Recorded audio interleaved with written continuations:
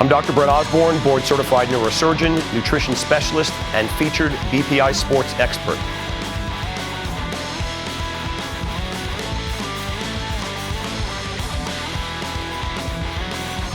There are several. One, when you are on a ketogenic diet or even on a modified ketogenic diet, because the insulin levels are very low in your body, and that's the point of the ketogenic diet, there tends to be a very, very aggressive diuretic effect. Insulin causes resorption of water at the kidneys. So when there's no insulin, so when you are devoid of insulin, there's an aggressive diuretic effect. And one of the problems that people have is they get very, very constipated.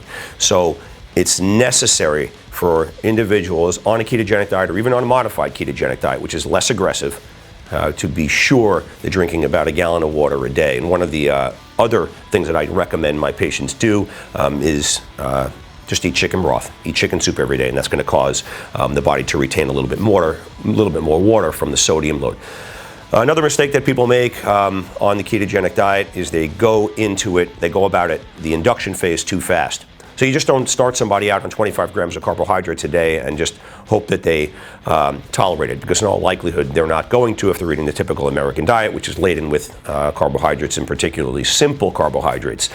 So the goal is, and this is what I do in my office, is I give them a 6-week induction, during which point the carbohydrate load and or the glycemic index of the foods that they're eating is lowered to the point where they're only eating glycemic index foods with carbohydrates with glycemic indices between 0 and 20, and then I may taper. If they're going fully ketogenic as opposed to being on a modified ketogenic diet, I'm going to taper their daily carbohydrate load off. I may start them at 75 and then creep them down over 4 to 6 weeks until they are at 20 or 25 grams.